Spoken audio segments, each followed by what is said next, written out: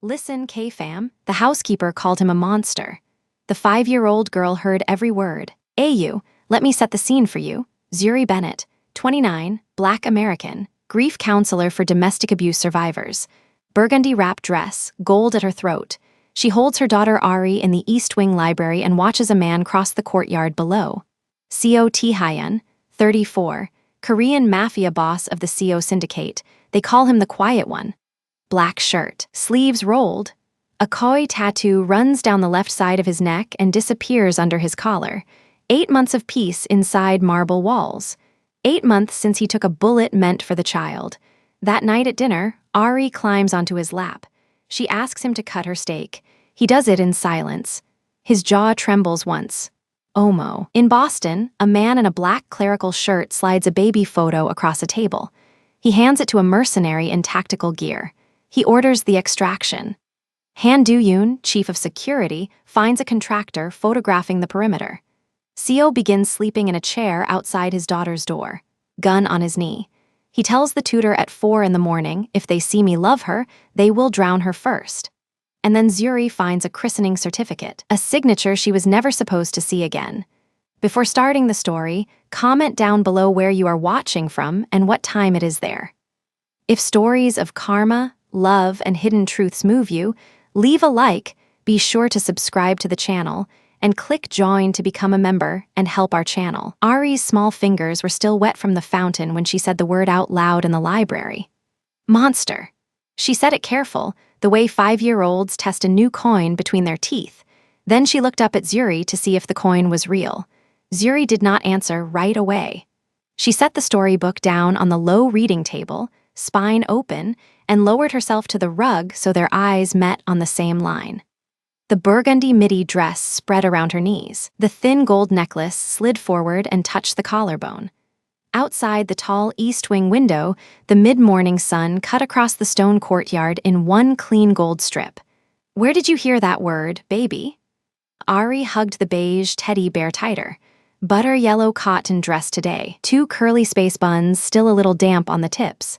"Miss Dawsom, what did Miss Dawsom say?"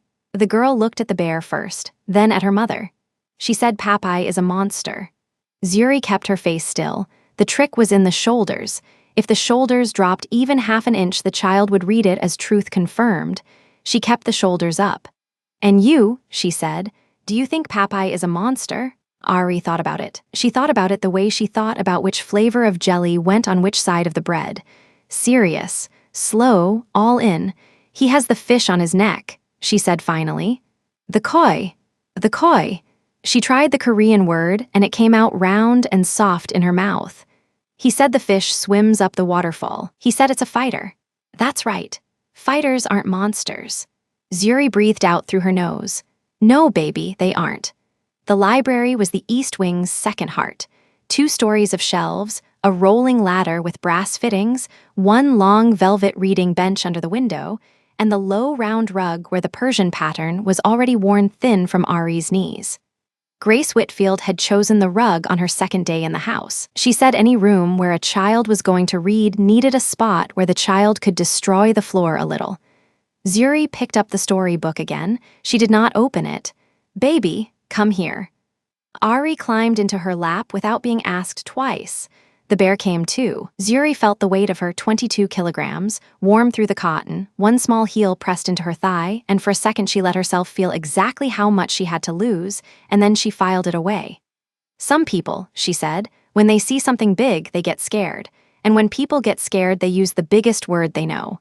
Monster is a big word. It's a big word. But he's not a monster." "No, then why?" Zuri opened her mouth and paused. Across the courtyard, the double doors of the south corridor opened, and Seo Tae-hyun stepped into the strip of sun. He was in the black Egyptian cotton shirt. Sleeves already rolled to the forearms, even though it was not yet noon. The old scars on the inside of the left arm caught the light in 3 thin lines. He was reading something off a folded page, brow flat, jaw set. Han Do-yoon walked half a step behind him, gloved hands behind the back, earpiece coiled at the right ear. They crossed the courtyard at Seo's pace, which was the pace of a man who had never once in his life hurried for another human being. Ari saw him at the same moment Zuri did. "Papai." Yes, baby. He looks tired. He did look tired. Zuri had not said it. Ari had said it. The koi tattoo rode up the left side of his neck as he turned his head to speak to Han. The ink caught the sun the way water catches it, not shining, but breathing. Zuri watched the small movement of his jaw. She had learned the jaw first. In 8 months in this house, she had learned that the jaw told the truth before the mouth remembered to lie. Are we going to say hi? Not now, baby. He's working. He's always working. I know. Ari settled her cheek against Zuri's collarbone. The bear settled with her. Down in the courtyard, Sio folded the page, slid it into his trouser pocket, and looked up. He looked up at the library window. Zuri did not move. Ari did not move. He held their eye for a beat and a half. He did not smile. He did not lift a hand. He simply looked. The way a man looks at the last light before he goes into a tunnel, and then he turned and walked into the south wing and was gone. Zuri exhaled. You can breathe now, baby. I was breathing. I know you were. She stroked the space between the two buns and the cotton was already dry. She thought about the housekeeper. Da Sam, 26. Been with the house 4 years, from before Ari, from before Zuri. Efficient, quiet, always polite. Zuri had never heard her say a word she was not supposed to say, which meant Da Sam had said it in Korean and someone had translated, and the someone was 5 years old and had been in the pantry for a cookie she was not supposed to have. Baby, where were you when Miss Da Sam said it? Behind the door. Which door? The kitchen one, the little door by the flower. And who was Miss Da Sam talking to? Miss Jaiwoo. And Miss Jaiwoo said what? Ari lifted her face. She said Sim. Zuri kept her voice flat. Sim, Sim, she said Sim. Papai is a monster. Sim. Zuri set the storybook down again. She did not want to be holding it. Baby, listen to me. Papai loves you. Papai chose you. You know that word chose. He chose me. He chose you. When? When you were 3, when the bad man in Boston tried to take you and Papai came and stood in front, and the bullet went in his shoulder. Yes, and that's why he does the ice on it. Yes. Ari nodded. The nodding was serious. He's not a monster. No, baby, Miss Da Sam is wrong. Miss Da Sam is scared. Of what? Of the same thing Zuri was scared of, but she did not say that. She said what she always said, which was the true thing at the smallest possible size, of loving him. Ari considered this. That's silly. Yes, you love him. Zuri froze for one clean beat and then she found her voice again. I take care of him. That's the same. Sometimes. Ari nodded and slid off her lap and went to the rolling ladder and dragged it 2 feet along the shelf and began climbing to the 3rd rung. She was not allowed on the 3rd rung. She climbed anyway. Zuri watched her and let her. Grace Whitfield came in through the side door with 2 mugs. She's on the 3rd rung again. I see her. Coffee, please. Grace set the mugs on the low table. Cream cardigan today, sage green blouse underneath, the long, thin gold chain with the small pearl swinging as she bent. She looked at Ari on the ladder, sighed the sigh of a woman who had raised 4 of her own before she ever came to raise somebody else's, and settled onto the reading bench. I heard about the pantry. Zuri looked at her. Already, Miss Jaiwoo came to me, crying. Did she confess? She confessed. Da Sam is packing. Did Sio? Han told him at 7 this morning. Zuri closed her eyes for 1 second. What did he say? He said pay her a year and put her on a plane and don't let her come back. Not more, not more. Zuri opened her eyes. Above them, Ari was singing something to the bear on the 3rd rung of the ladder in a mix of English and Korean that Zuri did not fully catch. That's mercy, Grace said. That's cost. What? He didn't want her dead. He wanted her gone. That means he already decided he cannot afford Ari to hear it a 2nd time. Grace looked at her a long moment. You are getting good at reading him. I have to be. Zuri, don't. Grace stopped. She sipped her coffee. She looked out the window at the empty courtyard where Sio had crossed a minute before. 8 months, she said. I know how long it's been. 8 months since the shoulder. 8 months since he brought you 2 into this house and said the door was yours as long as you wanted it. I know, Grace. You still sleep with the go bag under the bed. Zuri did not answer that. She had not told Grace about the go bag. Grace had found it the way Grace found everything, by walking into a room with a broom and being quiet for a minute. The go bag lived under the west side of the bed, behind the winter blanket. 2 passports. $9,000 in cash in 3 currencies, a bottle of Ari's asthma inhaler, the photograph of Zuri's mother because Zuri could not leave a life without the photograph of her mother. She had packed it the second week in the house and had not unpacked it since. "He knows about the bag," Grace said quietly. Zuri turned. "What?" "He knows. He hasn't looked at it, but he knows." "How do you know?" "Because last month I saw him standing in the doorway of your bedroom when you were downstairs, and he looked at the west side of the bed, and then he closed the door and walked away like a man closing a coffin." Zuri set the coffee down. "Grace, I'm telling you because you're going to have to decide." "Decide what?" "Whether you keep the bag or you keep the man." "I keep the child." "That's not the choice I asked about." Zuri stood up. She walked to the window. Down in the courtyard, a groundskeeper was raking the gravel path CO, and Han had walked across. The gravel had already forgotten them. Zuri watched the rake and thought about the second week in the house, when she had unpacked exactly enough clothing to look like she was staying and no more. She thought about the third month, when Ari had first called CO Papai out loud in front of the staff at dinner, and how CO had not looked up from his plate for 11 full seconds, and then had said, "Eat your green beans," in a voice that was slightly too even. She thought about the 6th month, when she had caught herself reading a menu for the mansion garden reception and thinking of what wine paired with duck, and had gone upstairs and checked the go bag that same night. 8 months of peace. 8 months of borrowed peace. That was the phrase. She had said it to herself in the shower 2 mornings ago, and it had gone in like a splinter and stayed. "Mommy." Zuri turned. Ari was down from the ladder, standing beside the reading bench, teddy bear under one arm and one small hand held out. "Can I go find Papai?" "Baby, he's working. I want to give him a hug." "Now, now." Zuri looked at Grace. Grace looked back with the expression of a woman who had already decided years ago that saying no to certain small people about certain small things was a war not worth fighting. 10 minutes, Zuri said. Then we come back and finish the story. Deal. Ari held up her little hand. Zuri took it. Grace stayed with the mugs. They went out the library's side door and down the long east corridor.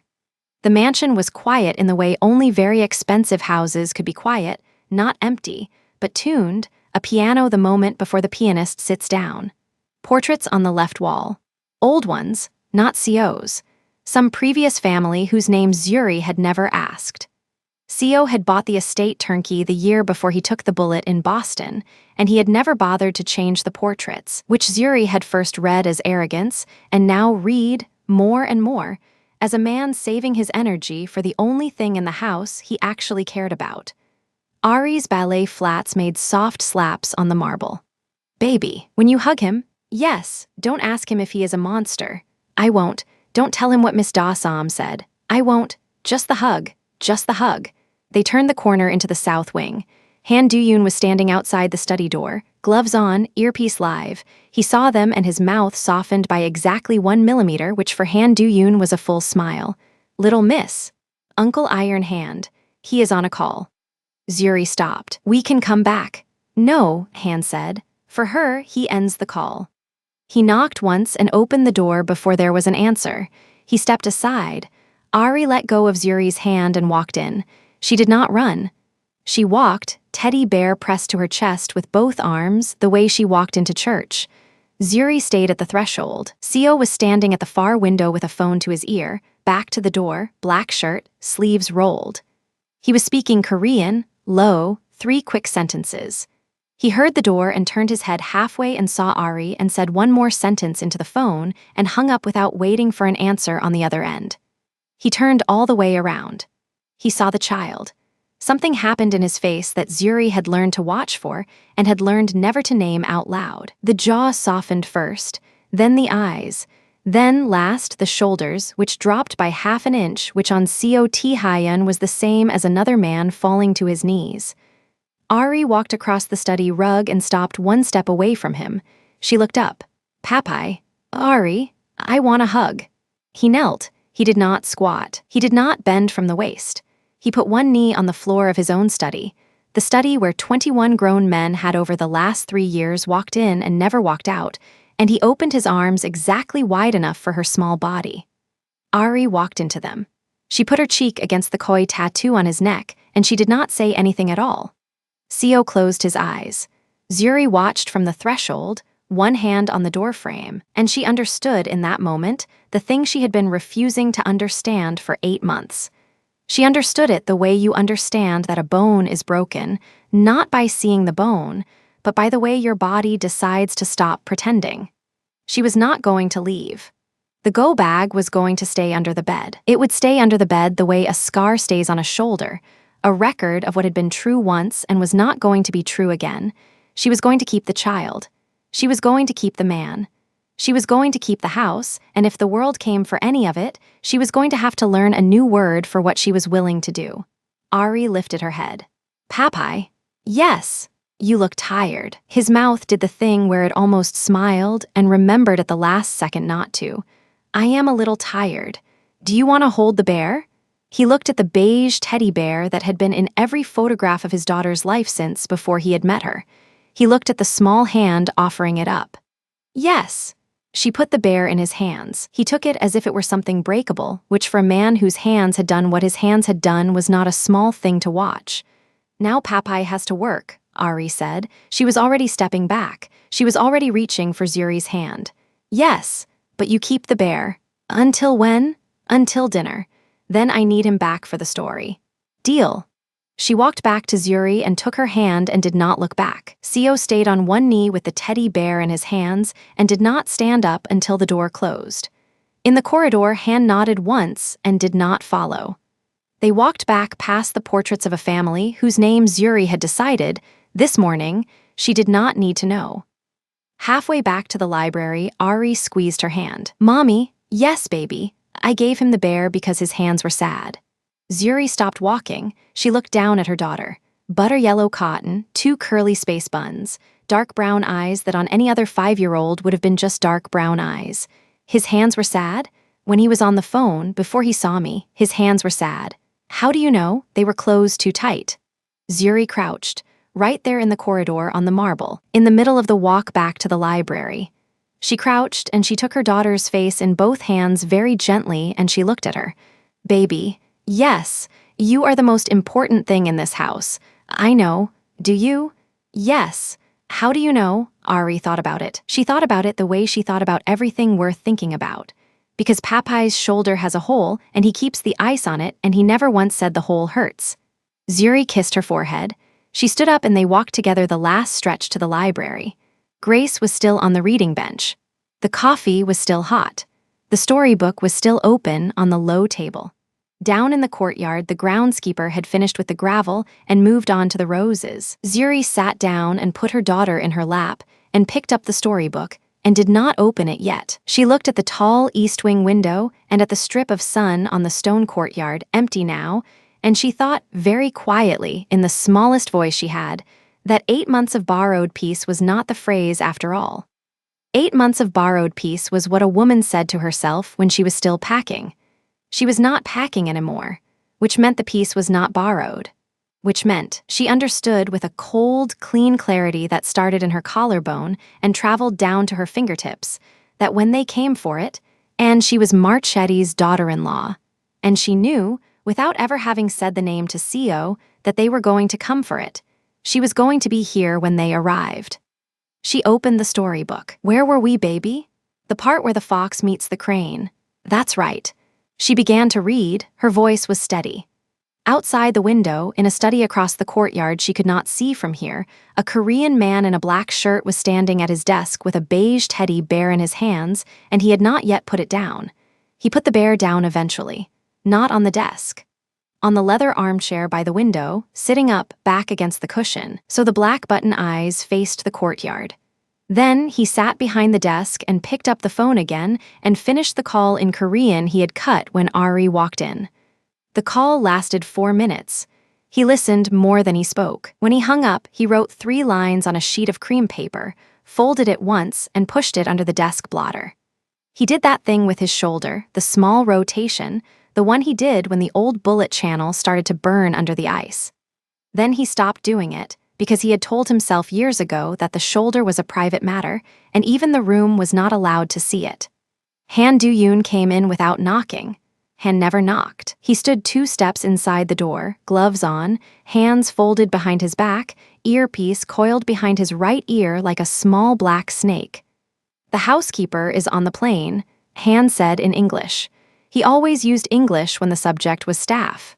"Manila. She will land at 9 our time." The wire cleared her account before she boarded. Seo nodded once. "And the perimeter?"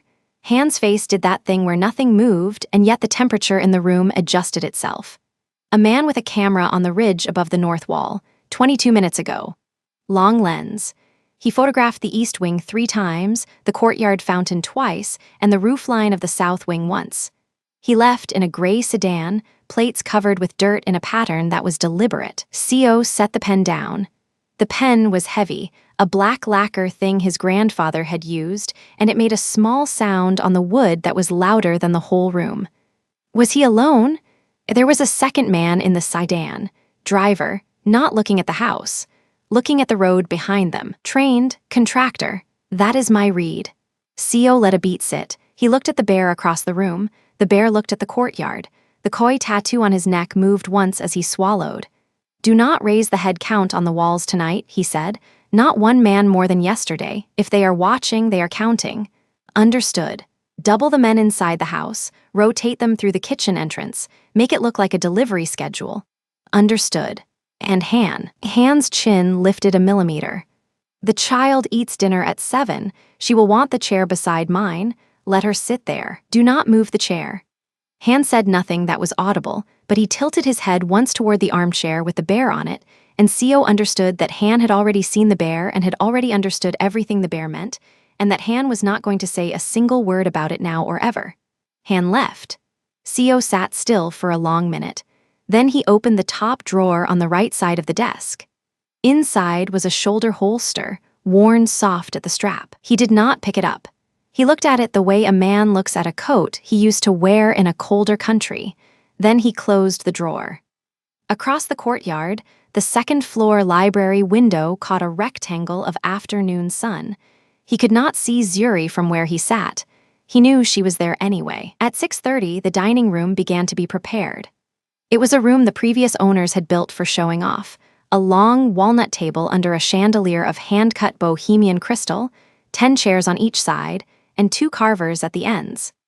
Seo had kept the room and stripped its use down to 3 plates, 3 chairs at the head, and 1 small stack of children's flatware in a velvet-lined drawer nobody but Grace ever opened. On formal evenings, Seo took the head. Zuri sat to his left. Ari sat to his right. The other 20 chairs stayed empty because Seo believed that empty chairs at a table taught a child that space could be held and hunger could wait, and no one had to fill every seat to feel full. At 6:55, Grace brought Ari down. Ari had changed, not because she was told to, because she had opinions. She was in the mint green cotton dress now, with the small cardigan buttoned only at the top button, and the knee-high lace socks slightly slouched at the ankles the way she always let them fall by the end of the day. Her double curly space buns were still up, but one of them had lost a little tension and was leaning a fraction to the left, and she was not the kind of child who cared. The teddy bear was not with her, because the teddy bear was in the study, because that had been the arrangement. Zuri was already at the table in the burgundy midi wrap. She had washed her hands 3 times between the library and the dining room, and she did not know that about herself, but Grace had noticed. Seo came in last. He entered from the study corridor, still in the black Egyptian cotton shirt with the sleeves rolled to the forearms, still barefoot on the marble because he preferred the floor to know him, and he sat at the head with the same small nod he gave every meal, the nod that was in place of a prayer he had stopped saying at 19. The plates came out. Seared ribeye for the adults, a smaller cut for Ari, roasted vegetables, a bowl of Korean side dishes Ari had learned to like faster than her mother had. Zuri picked up her fork. Seo picked up his. The house cook, a Filipino woman named Marisol who had been with Seo 6 years, set Ari's plate down and stepped back 3 careful paces and stayed there because Ari sometimes had questions. Ari sat in her chair. Ari looked at her steak. Ari looked at her tiny knife. Ari looked at Seo. Then Ari, without asking permission from anyone, slid off her chair, walked around the corner of the walnut table, and climbed up onto Sio's lap. She did it the way she did everything, with the absolute confidence of a child who had never been told no by the person she was climbing on. The room stopped. Marisol froze. She had known Sio 6 years. She had watched him eat every dinner in this house alone, then with Zuri and Ari at a respectful distance. She had never once seen a child in his lap at this table. Zuri set her fork down without a sound. Her hand went to the base of her throat where the gold chain sat, and it stayed there, resting on the thin metal, and she did not know she had done it. Sio did not move his arms. His hands stayed exactly where they had been on the table, one on the linen napkin, one flat beside his water glass. He was looking at Ari the way a man looks at a bomb he has not decided is a bomb. Ari picked up his hand, the right one, the heavy one with the white gold signet ring. She wrapped both of her small hands around his fingers, and she pushed the whole apparatus, hand and ring and all, toward her plate.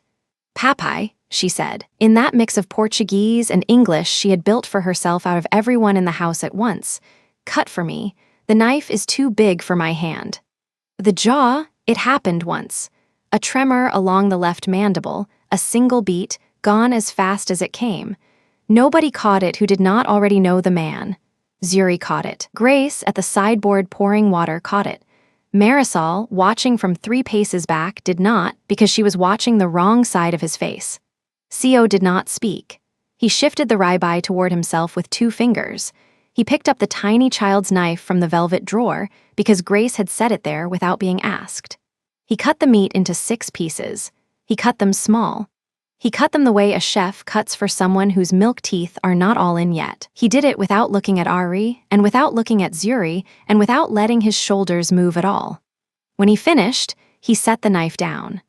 Ari picked up her fork and began to eat off her plate while still sitting on his lap. Nobody at the table said a single word. Zuri picked her fork back up eventually. Her hand shook once on the way to the plate, and she stilled it with the other hand, and then she ate because eating was a job you could give your body when your body did not know where to put itself. Sio lifted his water glass with his left hand because his right hand was now busy being the arm around Ari's back, holding her steady on his lap so she would not tip when she leaned forward to reach the salt. His right arm had settled there without his permission. It had put itself around her the way a wall puts itself around a garden. He drank the water in 3 swallows and set the glass down and looked, for the first time since Ari had climbed up, at Zuri. Zuri met his eyes across 3 feet of walnut. She had spent 8 months learning not to read this man in public. She read him now. His face was still stone, but the stone had a crack running through it, a thin bright line, and she saw the line, and she saw that he knew she saw it. He looked away first. Ari, chewing, said, "You didn't eat Papai." Sio picked up his fork. He speared a piece of the meat he had cut for her and put it in his own mouth, and he chewed it once and swallowed it, and it was the only piece of steak he ate the whole evening. Marisol brought dessert. She brought it without being asked. She brought the small ceramic pot of milk pudding Ari liked and a spoon for it, and she set it down on Sio's side of the table, not Ari's, and she backed away again without a word. Marisol had been in this house 6 years. She had learned a new rule tonight. She was not going to unlearn it. Ari ate the pudding off Sio's lap. When she was done, she wiped her mouth on his sleeve. She wiped her mouth on the black Egyptian cotton sleeve that had cost more than 3 months of Marisol's salary, and Sio let her, and the sleeve went dark where her mouth had been. Grace, at the sideboard, turned her face toward the window, because if she stayed facing the table 1 more second, she was going to cry in front of the boss of the CO syndicate, and Grace Whitfield did not cry in rooms she was working in.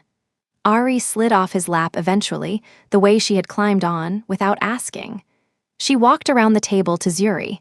She put her small, warm hand on Zuri's cheek. She said, "Mammy, Papai's shoulder is quiet tonight. I checked." Then she trotted out of the dining room in the direction of Grace because bath time was next and Ari had a system. Grace took her hand and walked her out. Zuri and Sio stayed at the table. Neither one of them spoke for a full minute. The chandelier above them clicked once in the way old crystal clicks when the temperature in a room shifts by a degree. Then Sio said, without looking up from his plate, "She has never done that before." "No," Zuri said. "She has not. Was it something you told her to do? No, he nodded once. Just once. Then he stood. He set his napkin beside the plate, folded, corners aligned, the way a man folds a napkin when the alternative is putting his hand somewhere that would give him away. Do not walk in the east corridor tonight after 10, he said. Zuri's chin lifted a fraction. Why? He was already at the door. He stopped there without turning around. There are men on the walls I do not know yet. Then he was gone, and Zuri was alone at a table set for 3 under a chandelier for 20, and she understood 2 things at once. The first was that Ari had, in 3 minutes and 1 small hand around a large hand, done what Zuri had not been able to do in 8 months, which was crack the man open in daylight in a room with witnesses. The second was that the men on the walls he did not know yet meant that Marchetti had already started moving, and Co did not yet know the name to put to the moving, and Zuri did. She sat there another minute. Then she stood up and walked to the study, because she had a christening certificate hidden in the lining of a hat box on the top shelf of her closet, and she was going to have to decide, before 10 o'clock tonight, whether to take it out. 214 miles north, in a back room above a shuttered Italian bakery in the north end of Boston, a man in a long black wool coat was pouring espresso from a battered stovetop pot into 2 small cups. His hair was silver, combed straight back with something oiled and old-fashioned. His round, rimless glasses caught the light of the single overhead bulb. The rosary on his left wrist was black leather, wrapped twice, worn smooth from being turned in the dark. On the ring finger of his right hand, a heavy silver signet with a saint engraved on its face and a scratch across the saint's eyes he had put there himself the day the church struck his name from the roll. He set one of the cups in front of the man sitting across the table. Vincent Callahan did not touch the cup. He was in a canvas jacket over a black Henley, the shamrock tattoo on the inside of his left forearm just visible where the sleeve was rolled once. His pale green eyes were on the man in the coat, unblinking, patient in the way a hammer is patient. Marchetti sat. He took a long, slow sip of his own coffee. He set the cup down carefully in the exact center of its saucer, aligning the handle to the 4 o'clock position. Then he reached into the inside pocket of the coat and took out a small manila envelope, unmarked, sealed once with a piece of red string tied in a bow, the way a priest might tie a rosary pouch. He undid the string.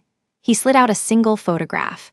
It was a printed photo, 4 by 6, the corners slightly bent.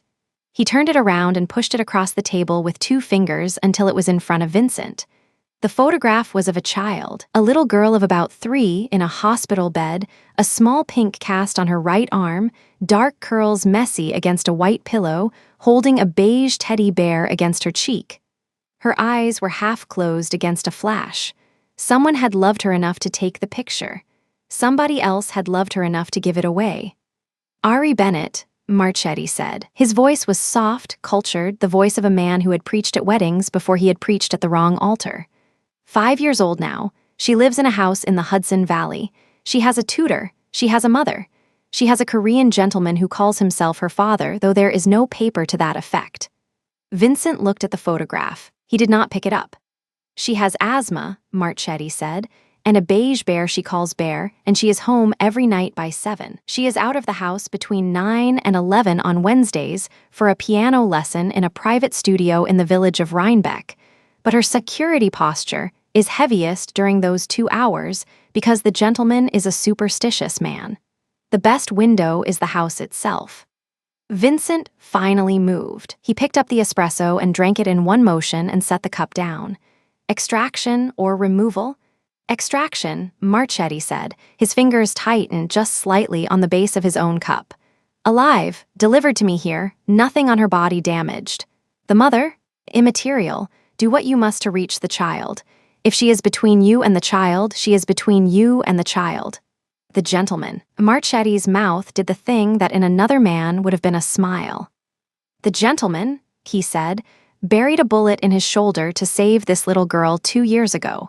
He is under the impression that he is her father. I am going to correct that impression, and I am going to do it with her alive in a room with me, and I want him to know it before he dies.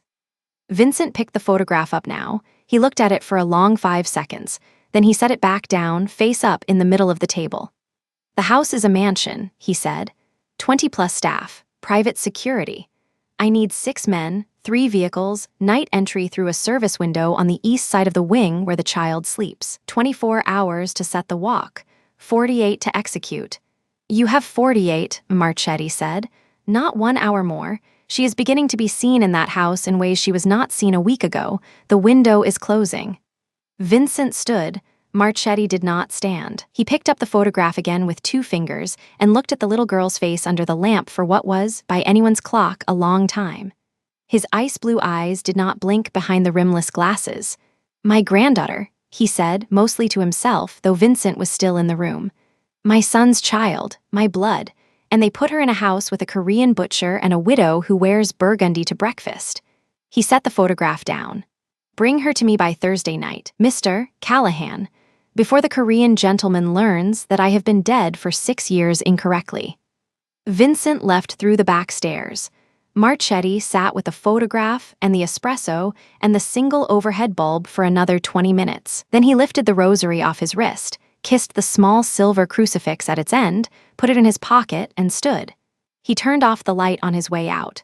In the Hudson Valley, Zuri opened the door to CO's study without knocking, because knocking would have given her time to lose her nerve. The bear was still on the leather armchair, still facing the courtyard, still holding its position in the empty room. She stood there in the dark for a moment. Then she went upstairs, because she had a hat box to open. The hat box was heavier than a hat box should be. Zuri set it on the closet bench and pulled the lid straight up so the silk lining would not tear. Under the folded tissue paper there was a second layer, and under the second layer there was a flat manila envelope she had not opened in 6 years. She lifted it out with both hands. She did not open it yet. She sat on the bench with the envelope on her knees and listened to the house. Water still running in the bathroom 2 doors down. Ari laughing at something Grace said. A low voice in the corridor below, a man's voice, short syllables in Korean, and then quiet again. The house sounded normal. It was not normal. She slid the envelope back under the tissue, closed the lid, and left the hat box on the closet bench instead of on the shelf. Tonight, she wanted it near the door. Tonight, she wanted every important thing near the door. Downstairs, in the south wing, CO was not in his study. The bear was still on the leather armchair facing the courtyard. The chair by the desk was empty. The lamp was on. The 3 lines under the blotter had not been touched. Han Du-yoon crossed the marble corridor in gloves and stopped at the corner where the east wing began, and there he stood, because there he had been told to stand. At 11 minutes past 10, Han spoke into his sleeve. He listened for 4 seconds. Then he walked the length of the east corridor once with his hand a fraction from his holster, and when he came back he did not walk back. He stayed. That was the change. Until tonight Han rotated. Tonight Han rooted. CO was in the security room off the kitchen when Han came in. 2 monitors, 1 desk, 1 steel chair, no coffee. CO was watching the feed from the north wall. The frame Han had shown him earlier played again. The contractor on the ridge, the long lens, the gray sedan. "Play the next hour," CO said. Han played the next hour. Nothing on the ridge. Then at 19:04, a delivery van slowed on the county road and did not turn in. It slowed enough to be counted. It kept going. "Again," CO said. Han played it again. The van slowed. A man in the passenger seat lifted a phone to the window, held it for 4 seconds, put it down. The van kept going. "That is the second team," CO said. Han said, "Yes, so there are 2, at least." CO stood up. His shoulder rolled once, the old one, the one that had taken the bullet in Boston. He put his hand flat against the wall to feel the wall, cold plaster. Real. Then he walked out of the security room and down the corridor to the east wing without a word, and Han followed 3 steps behind him, because there were things Han would not let him do alone in this house tonight, even if the boss did not know he was not alone. Ari's bedroom door was cracked. Warm yellow light on the strip of carpet. Zuri's voice inside, low, reading. CO stopped at the door frame and did not go in. He looked at the strip of light on the carpet as though he were reading it too. Then he stepped back, 3 steps back, until he was standing across the corridor with his shoulder blades against the opposite wall. Han watched him. CO said in Korean, "Bring me a chair." Han said in Korean, "Which chair?" Co said, "The one from my study, the one with the arms." Han went. When he came back, he was carrying the leather armchair from the study, and on the seat of the armchair was the beige bear, and on top of the bear was a pistol in a holster of oiled leather. Han set the armchair down against the wall opposite Ari's door. Co picked up the bear and held it in one hand a second, feeling it like a father feels a child's weight when he first picks the child up asleep. Then he set the bear on the corridor floor beside the chair, took the holster off the seat, sat down, and laid the pistol across his knee. He did not put it in the holster. He kept the grip in his right palm, the muzzle across his left thigh, the safety off, his index finger straight along the frame the way a man is taught. He leaned his head back against the wall. He did not close his eyes. Han stood in front of him a moment. He looked at the chair. He looked at the bear on the floor. He looked at the door across the corridor. "Boss, no. Boss, let me put men here, too, rotating. No, you will not sleep. I will sleep enough." Han said nothing for a beat. Then he said in Korean, so quiet it barely crossed the corridor, "If Miss Bennet comes out and sees you." Co said, "She will not come out. She is reading. When she is finished, she will kiss the child and go to her own room. She always does. And if the child comes out." Co looked at the door. He did not answer that one. Han left him. When Han's steps had turned the corner, Co shifted the gun on his knee an inch to the left so that the muzzle pointed at the wainscoting instead of at the door. He kept it there. He kept his hand around the grip. He kept his eyes on the crack of yellow light. Inside the bedroom, Zuri closed the book. Ari was already asleep with her cheek on the bear's ear, which was odd because the bear was not in the room, which meant Ari was already dreaming with the bear the way she dreamed with the bear when the bear was somewhere else. Zuri sat on the edge of the bed a full minute longer than she needed to. Then she stood, kissed her daughter twice, once on the crown of the head and once on the small hand that was still open on the pillow, and walked out of the room. She stepped into the corridor and she saw him. She stopped in the doorway. The knob was still in her hand. The strip of yellow light fell across her burgundy dress. She looked at the chair against the far wall and the man in the chair and the gun on his knee and the bear on the floor. Co looked back at her. Neither of them spoke for 4 seconds. She let go of the knob. She pulled the door until it was cracked exactly as it had been. Then she walked to him. She walked slowly. She stopped in front of the chair, her toes 6 inches from his boot. "Tae-hyun, go to your room." "Not yet." He did not move the gun. He did not raise his eyes above her collarbone. She saw the line of his jaw and the vein at his temple that only appeared when he had not slept. "How long?" she said. "Tonight, every night, until I say, that is not an answer." His eyes came up. They stayed on hers. "Go to your room, Zuri." She stood there. He waited. She turned, slow, and walked back to the bedroom door. She stopped there and put her palm flat on the wood. "There is something I need to tell you. Not tonight. Tomorrow morning, in the study. Bring what you have." She looked back at him one time. She went into her own room and shut the door and stood with her back against it for a long time. On the other side of the wall, a man was sitting in a chair with a pistol on his knee, and she could feel the chair through the plaster the way you feel a heater through a wall. Down the corridor, Grace came out of the bathroom drying her hands on a linen towel and saw the chair, and the man, and the gun, and the bear. She stopped. She looked at the tableau a long moment, the way a woman who has raised other people's children stops in a doorway and takes inventory. Then she folded the towel over her arm and walked away. She did not go to bed. She went to the kitchen. Han was in the kitchen. Marisol was in the kitchen. 2 of the disguised guards were in the kitchen, drinking water out of paper cups, which is a small thing, a man drinking out of a paper cup instead of a glass, but it meant they were not staying long enough to wash a glass. Grace saw the paper cups. Grace said nothing. Grace put on a kettle. Upstairs, the man in the chair kept his index finger along the frame of the pistol, and time passed. At 3 minutes to 4 in the morning, Grace came up the back stairs with a mug in each hand. Chamomile, no sugar. She came around the corner into the east corridor, and there he was, still, exactly as he had been, only his head had tilted a 1/4 inch toward the door, as though he had been listening for a sound that had not come.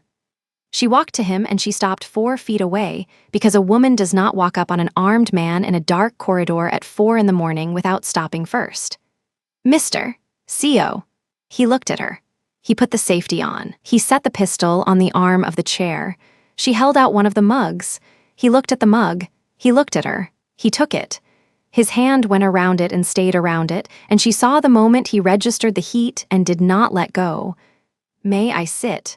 He did not answer. He moved the bear from the floor onto his own left knee and made room on the floor next to the chair for a small footstool that was not there. Grace understood. She sat down on the floor beside the chair with her back against the wall, her legs folded under her cream cardigan, both hands around her own mug. They drank. After a while she said, "You have been in this chair since 10. I have been in this chair since 10. You will still be in this chair at 7. Yes, and tomorrow night? Yes, and Thursday." He looked at her. She had said the day. She had not been told the day. He did not ask her how she knew. Grace had raised a child of a diplomat in Nairobi during a coup. Grace knew the way a house tilts. "Mr. CO, Grace, may I say something you will not like? You may say it." She turned the mug in her hands. She looked at the door across the corridor. "That child in there loves you." He did not react. "She loves you the way children love the parent who was there. She does not know the word for what you do. She does not know your work. She knows your neck. She knows your hand cutting her food. She knows the sound your shoulder makes when you pretend it does not." He did not react. "You can sit in this chair every night until she is grown," Grace said, "and it will not be enough because you are trying to protect her without letting her know you are protecting her. And a child knows anyway. She always knows anyway. You are not saving her from anything by pretending." She turned her head and looked at him. "Let her see you love her." The pistol on the arm of the chair caught a stripe of light from the sconce down the corridor. He looked at the pistol. He looked at the door. He set the mug down on the floor beside the bear. "Grace, yes, if they see me love her." He stopped. He rolled the shoulder, the old one. He tried again.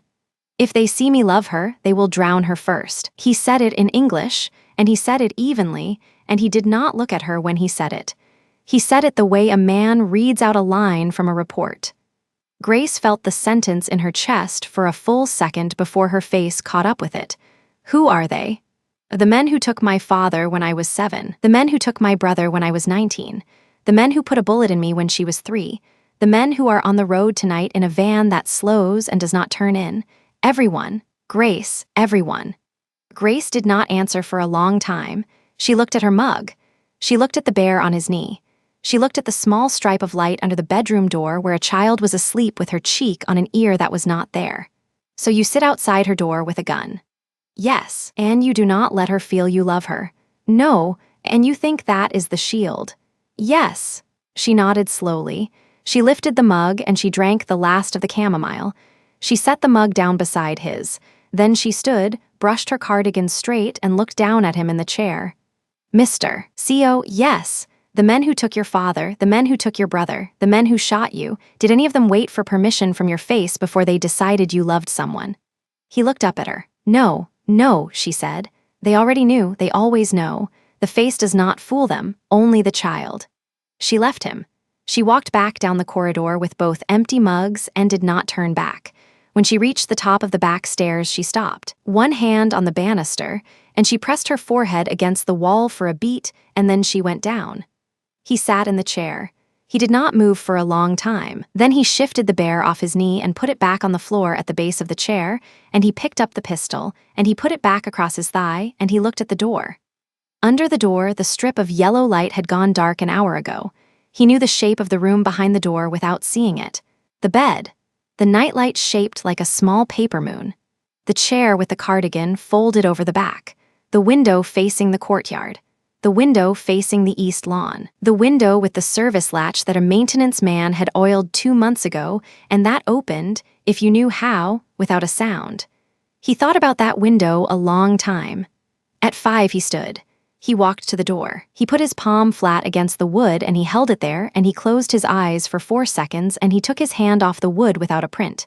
He went back to the chair. He sat down. He did not sleep. In her own room, Zuri was awake. She had been awake since Grace's steps had passed her door at 4. She had heard the chair through the plaster. She had heard the mug set down on tile. She had heard the sentence. She had not heard the words, but she had heard the shape of the sentence.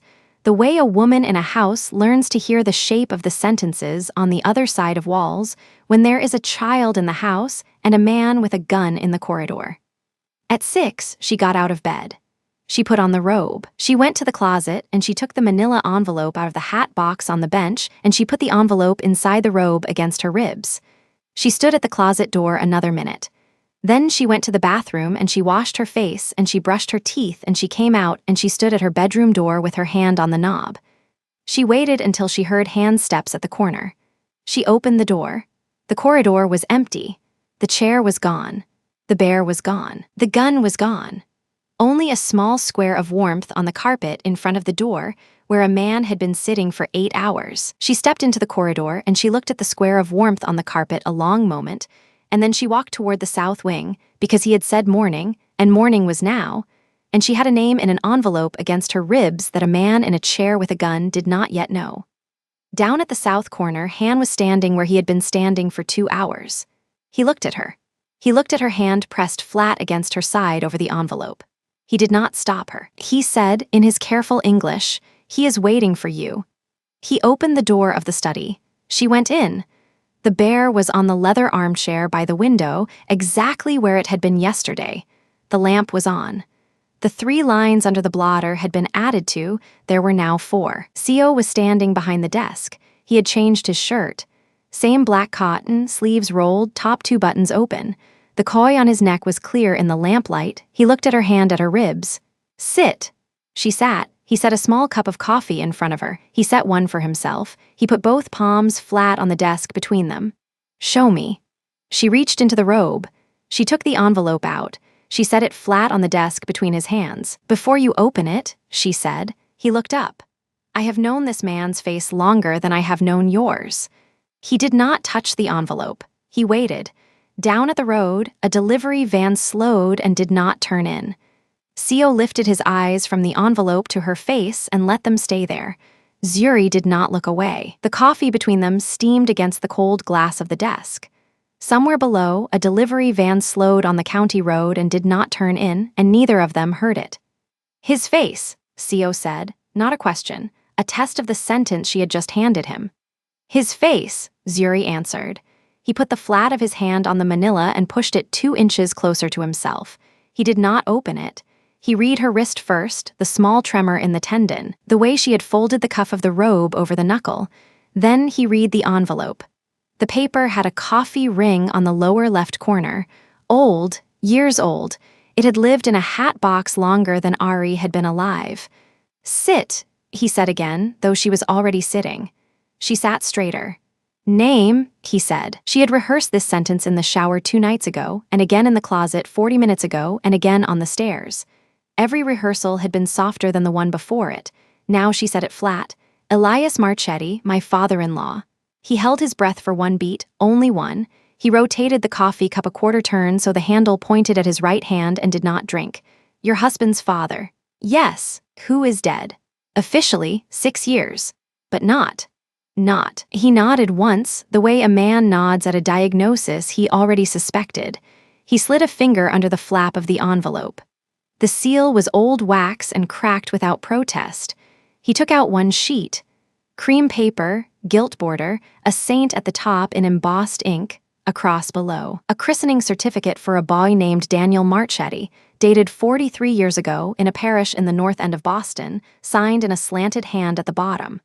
Father E. Marchetti, efficient. Seo read the signature twice. He read the parish name. He read the child's name, and Zuri watched his eyes stop for a full second on the surname, and she knew he had done the arithmetic before she opened her mouth. "Your husband," he said. "Daniel. Daniel Marchetti." "Yes." The father baptized the son. "Yes, in their own church. He was a priest for 31 years, excommunicated the year before Daniel died." Excommunicated for what?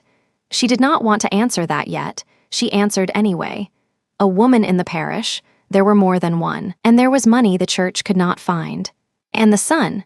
The son grew up in that house and inherited that face. Seo turned the paper over. The back was blank except for a faint pencil notation, 3 digits and a letter, an archive code from a DOC's. He looked at the code. Zuri had not seen the code before either.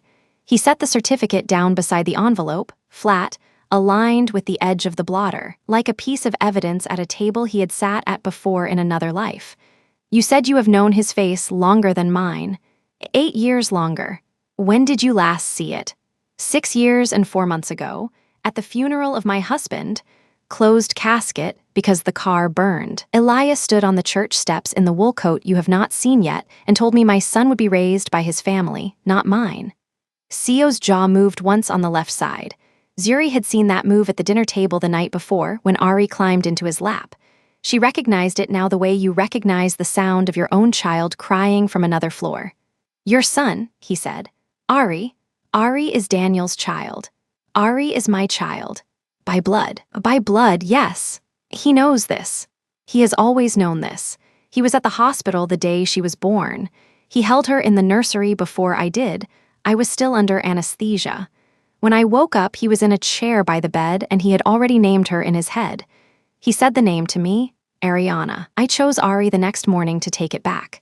Sio did not move his hands. He kept them on the desk, palms down, thumbs a finger width from the edge of the paper. After Daniel died, he said, he came for her, court first, grandfather's rights. He lost because Daniel and I had signed papers before the wedding that he never knew about, then he came for her the other way. How? A woman he paid pretended to be a social worker. She got into the daycare on a Tuesday. Ari was 11 months old. She was in the sandbox. The woman put her in a baby Björn and walked toward the parking lot. The teacher noticed the Björn was on backward. Ari does not remember any of this. I remember the Björn. Sio closed his eyes for one beat and opened them. Then he pretended to die. A parish in Rome, a fire, a body they never verified because the diocese did not want the trial. The church wanted him gone and I wanted him gone, and for 4 years I let myself believe. You did not tell me his name in 8 months because. She had rehearsed this answer too. It came out worse than the rehearsal. Because the day I told you his name would be the day you would go to Boston to kill him. And I did not want Ari to grow up in a house where the man who cut her steak had left the table to become what her grandfather said he already was. He absorbed the sentence without reaction. He turned it once in his mouth like a coin and set it aside. You were wrong about that day, he said. I know. He came first. He came first. Yesterday, maybe the day before. The contractor with the lens on the North Ridge was his. You know this. I know his patience. He wanted a photograph before he wanted a body. He wanted to be sure the child in this house is the child he baptized in his head 6 years ago. Sio set his palm on the certificate and slid it back into the envelope. He did not fold the flap. He left it open, the way you leave a wound open so it can be looked at again. He is coming for her tonight, he said. Zuri had waited for that sentence, and it still landed inside her ribs sideways. Tonight. How do you know? Because a delivery van slowed on the road 2 minutes ago and did not turn in. It has done that at 1904 yesterday, at 200 hours last night, and now at 6:32. 3 passes in 11 hours. That is not a walk, that is a rehearsal, and a rehearsal that begins in daylight ends in the dark. Zuri reached for the coffee for something to do with her hand and did not drink it. Grace knew last night, she said. She told you it was Thursday. She read the house. How? The kitchen, paper cups, Marisol working past midnight. A tutor does not need to be told a schedule to know a schedule. And the leak. He looked at her. There is one. Jaiwoo. He shook his head 1 degree. Jaiwoo cried in the pantry. A woman who cries in the pantry is not the leak. The leak is the man who does not cry. She did not ask who. He did not offer. Taehyun. He stopped. It was the 2nd time in his life she had said the name that way, and both times she had used it as a hand on the arm, not as a summons. He waited. What do you need from me? He rotated the cup a quarter turn back. He looked at the envelope. He looked past her to the window that showed the courtyard, the fountain, the koi. Stay in the room with her until I come for you. Which room? Yours, not hers. Not hers. Yours has the door with the plate on the inside. Hers has the window with the latch that has been oiled since April. He will come through her window. He will not find her. She heard the sentence and set her cup down. April. The maintenance man who serviced the East Wing radiators in April was not from the county. He filed his own invoice. I paid it. He came back in September to check a leak I had not reported. I let him. I wanted to know the shape of him. He oiled the latch on Ari's window that day. I have known about the latch for 4 months. You have known. I have known. And you did not close it. I did not close it because a closed latch is a closed door. An oiled latch is a road. I would rather they walk a road I have watched than build a road I have not seen. Zuri put her hand flat on the desk beside his. She did not touch him. You have been waiting. I have been waiting. For him. For someone. He arrived. How long has the chair been outside her door?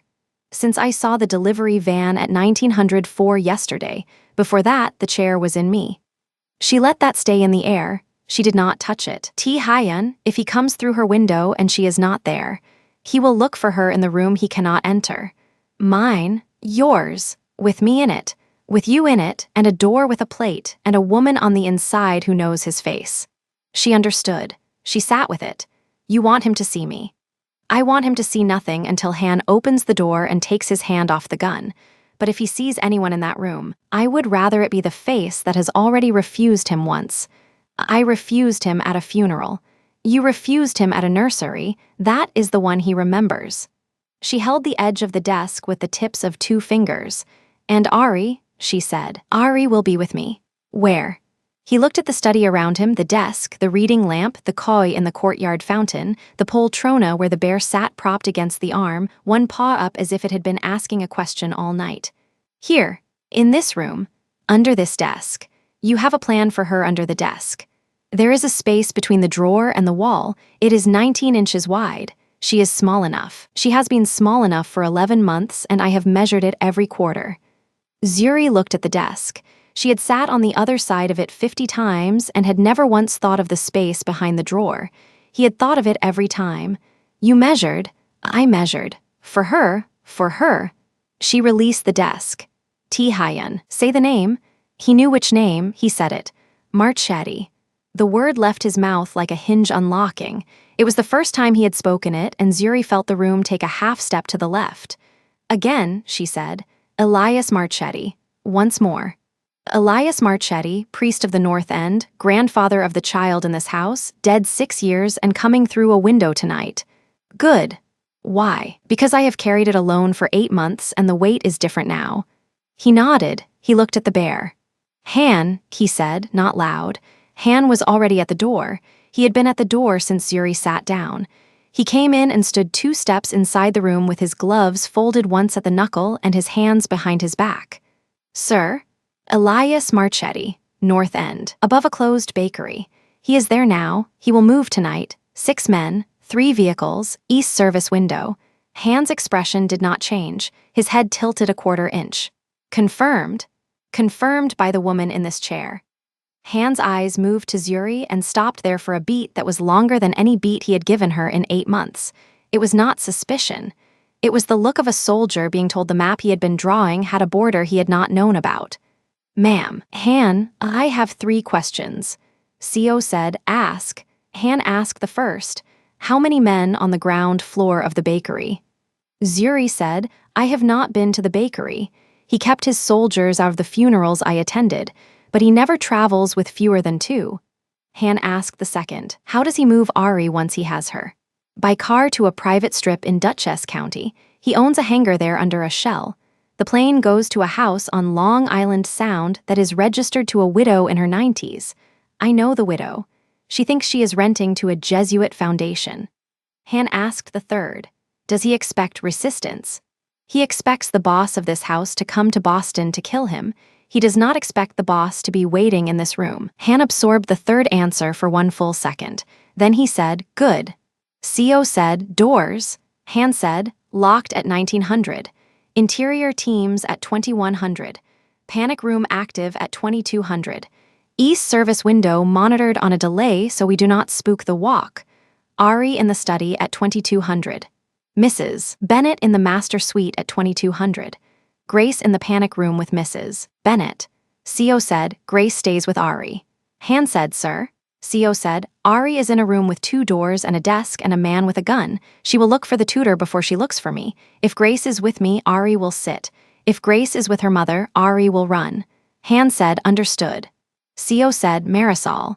Han said, in the kitchen with a rolling pin and the pantry key. She has asked twice for knife. I have said no. Co said, say yes. Han said, sir. Co said, Jaiwoo. Han did not answer. He looked at the wall. Co said, where is Jaiwoo? Han said, on the west staircase, folding towels she folded yesterday. Co said, bring her here at 1700, to me. Alone. Han said, sir. Zuri had not moved. She said, Jaiwoo cried in the pantry. Co said, she did. Zuri said, you said the leak is the man who does not cry. Co said, I said that. Zuri said, then why bring her? Co said, because the man who does not cry has been talking to her, and I would like to know what she has said back. Han opened the door and left. The door closed behind him with the soft click a heavy door makes when a man knows how to close a heavy door. Zuri and Co sat with the certificate between them. He had not closed the flap. She had not taken her hand from the edge of the desk. The koi in the fountain rolled its back out of the water once and slid down again. The clock on the wall clicked a minute forward. Co said, Zuri. She looked up. You should not have carried this alone. I know. You should have told me 8 months ago. I know. I am not angry. I did not think you were. But you should have told me. I know. He put his other hand on the desk beside the first. Now both palms were down and both thumbs were a finger width from the edge of the envelope. After tonight, he said, she waited, there will be a conversation.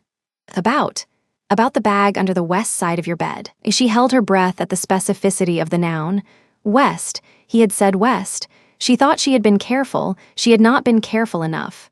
After tonight, she said. After tonight.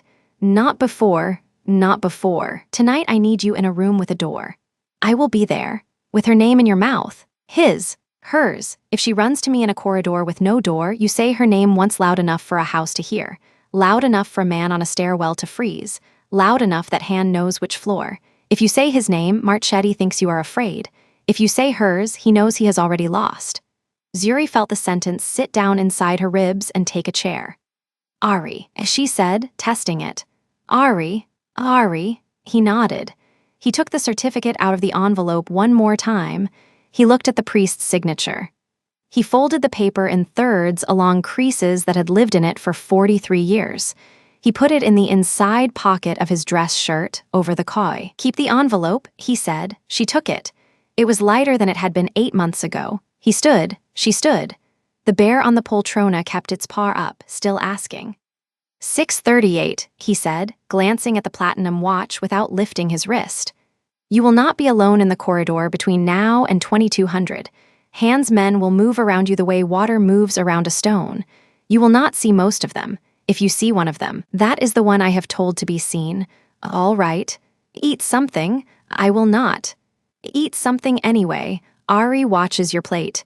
She almost smiled. She did not. He walked her to the door. Han was in the corridor. 2 men she had not seen before stood at the far end pretending to hang a painting she had watched hang there for 8 months. She noted them and did not look at them again. At the threshold she turned. Taehyun, yes, if he does not come tonight, he will. If, then tomorrow I go to Boston. Either way, this ends this week. All right. She stepped into the corridor. Han fell in a half step behind her without being told. She walked toward the east wing, with the empty envelope pressed against her ribs, the way she had walked with the full one an hour before. Behind her, the door to the study closed with the same soft click, and inside, Co Taehyun stood alone with the bear and the koi in his pocket, and the name spoken aloud for the first time in his life, and he set both palms flat on the desk, and he breathed once, and he did not sit. Down at the road, a delivery van completed its 4th pass, and this time it did not slow at all. In her own room 10 minutes later, Zuri set the empty envelope on the vanity and stared at her own hands until they stopped shaking. She had said it. She had said the name. She had put the paper across a desk, and the man on the other side had picked it up and folded it into his own shirt against a koi carp inked into his skin the year his brother died. Whatever happened after 2200, that would remain true. She had not run. The bag under the west side of the bed had not been touched. She sat on the edge of the mattress and pressed her palm flat over the place where the bag lay hidden, and she felt the ridge of the canvas through the wool blanket, and she almost laughed, because Co had known about it since April, and she had thought she was clever, and he had let her have the illusion because the illusion was a kindness. Kindness had a shape. She had not recognized it until this morning. Grace knocked once and came in without waiting for an answer, carrying a tray. Toast, butter, a soft egg, one strawberry cut in half. She set the tray on the vanity beside the envelope and did not look at the envelope. "He told you to eat," Grace said. "He did. Eat. Grace, I know what day it is. I have known since Wednesday. I am not going to say his name in your room because your room has ears you have not yet learned about, but I want you to know I know." Zuri looked at the older woman. Ari. Ari is drawing a fish in the kitchen. Marisol gave her a green pencil and a knife I do not want to think about. She is happy. She will be with him at 10. I will be with him at 10. You will be in this room with a door I have already checked. You will not be alone. You will be with her. I will be with her, and so will he. Zuri lifted the fork. She ate the strawberry first because it was the smallest thing she had lifted in 20 hours. Grace watched the fork land and left without saying anything else, closing the door with the same soft click that all the doors in this house had started to make, because everyone in the house had learned by now how a heavy door should be closed. Zuri finished the toast. She finished the egg. She did not touch the coffee. At 6:52, the clock on the mantel ticked past the hour, and somewhere below her, in a study with a bear and a koi and a name spoken aloud for the first time, Seo Hyun opened a drawer she had never seen him open and lifted out a shoulder holster older than his tattoo, and he put it on for the first time in 2 years. The mantel clock had barely finished its 7th chime when the delivery van made its 5th pass, this one slower than the 4th, and Han Do-yoon logged the plate on the tablet in his palm without moving his eyes from the road. He was in the security room off the kitchen. The tablet showed him the whole eastern approach in 6 squares of pale gray. 5 o'clock in the afternoon was still 9 hours away from the window latch that had been oiled in April, and Han knew, the way a man knows the weather before it breaks, that 9 hours was both too long and too short. At 7:15, he brought Jaiwoo up the service stairs. She held the folded towels against her chest like a shield made of cotton. She had debrato them again this morning, the same towels she had debrato yesterday, and both of them knew it. Han did not say her name in the corridor. He opened the study door and stepped aside. Seo was standing behind the desk with the shoulder holster on and the certificate folded 3 ways over the koi. The bear sat in the armchair. The bear had been in that chair since the night before, and Seo had not moved it, because he had not decided yet whether the bear went with Ari to the desk or stayed where Ari would see it when she came in. He looked at Jaiwoo for a long beat. Then he pulled out the chair opposite him. "Sit." She sat. The towel stayed in her lap. "I am not going to hurt you," he said in Korean. "I need one name." She began to cry without sound. That was the first thing she did before he asked anything, and Seo watched her face and understood that she had been carrying the name for weeks and that it had been heavier than the towels. "Kangwoo," she whispered. "The gardener, the Wednesday shift." Seo held his mouth still. Han at the door breathed in once through his nose.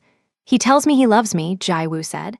"He asks about the child. He asks small things, what she eats, where she sleeps, what color her dress is. I did not know why he asked. I did not know.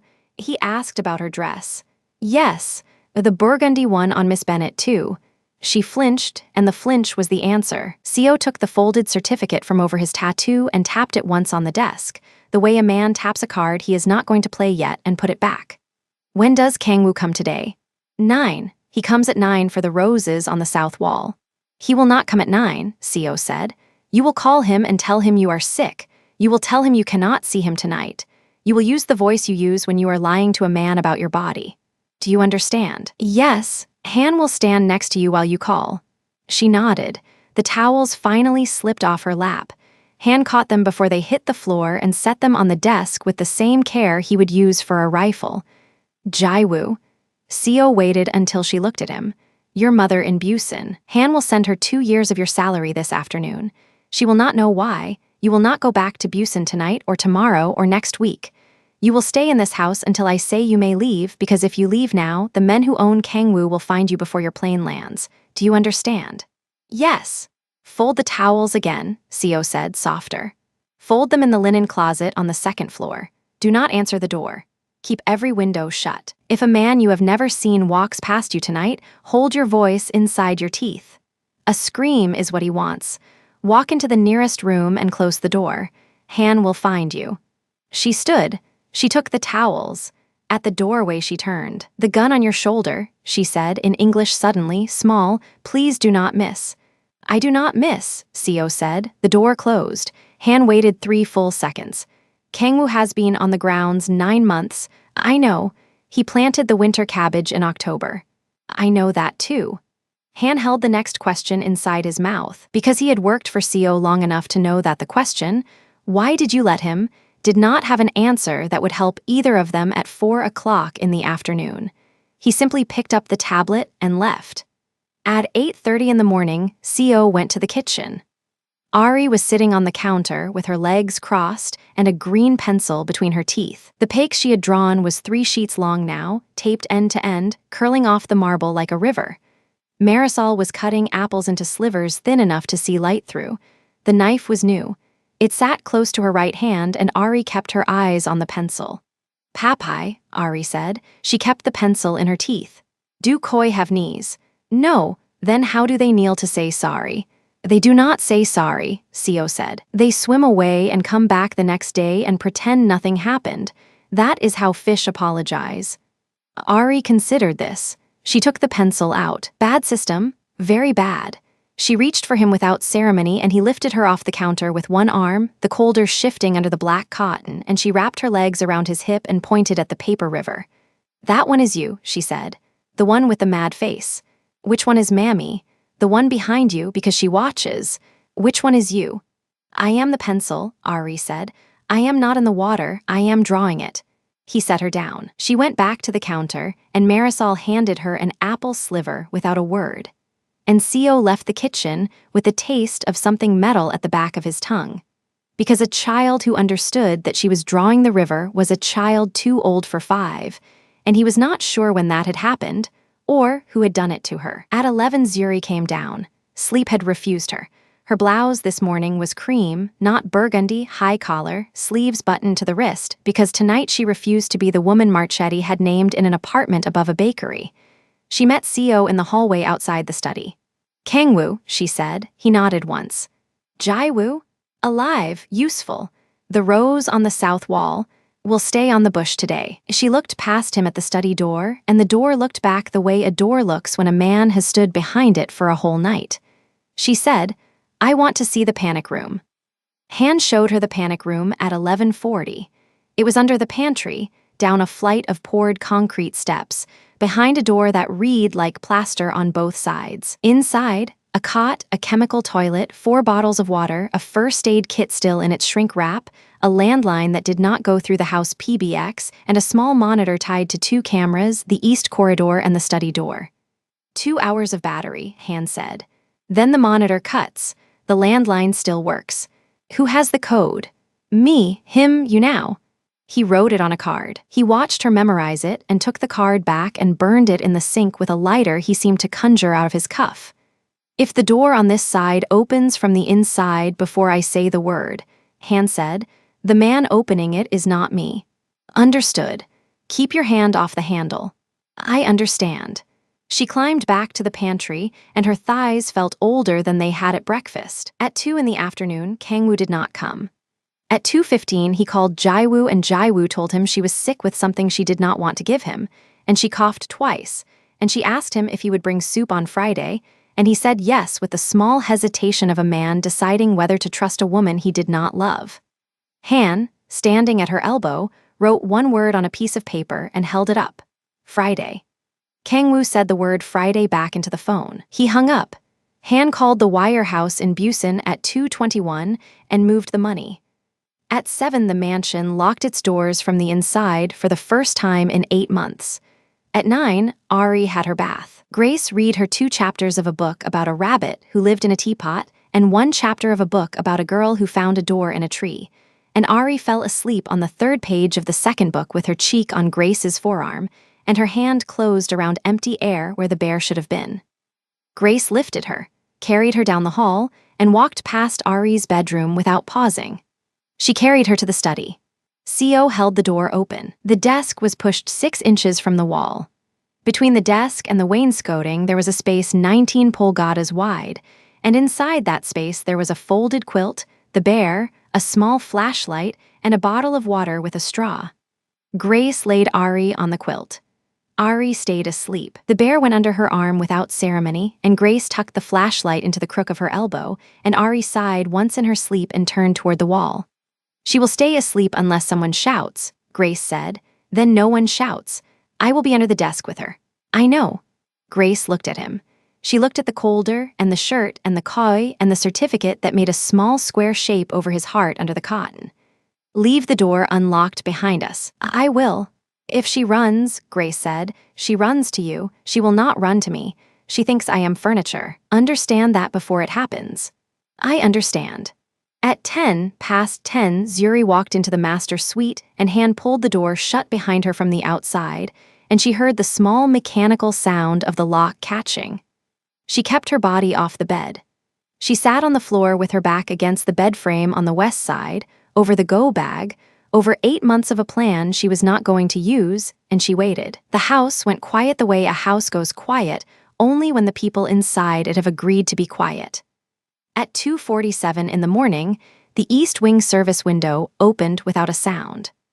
The latch had been oiled in April and again in September, and the man who came through the frame first did not know how many months he was inheriting. He came through low and slow, and his boots held off the sill until his gloves had taken the weight of his body onto the interior molding. He was in black tactical gear with the balaclava rolled to his forehead. His eyes were pale green. On the inside of his left forearm under the sleeve, there was a shamrock that was no longer bright.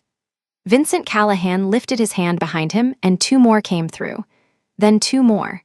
Then the 6th, carrying the ram. They moved down the service hall in the formation of men who had rehearsed the floor plan on paper.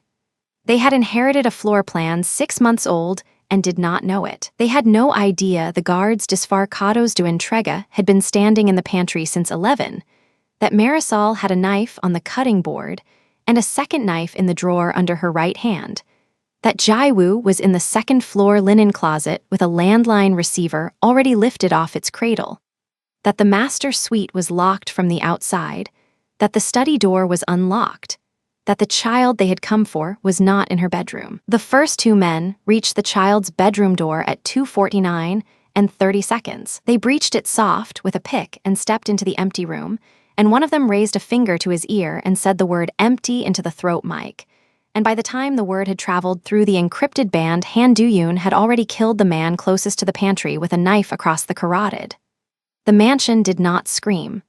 The mansion sighed. In the master suite, Zuri heard, through the floor, the low, wet cough of a man who had lost the use of his throat. She stood. She stayed away from the door.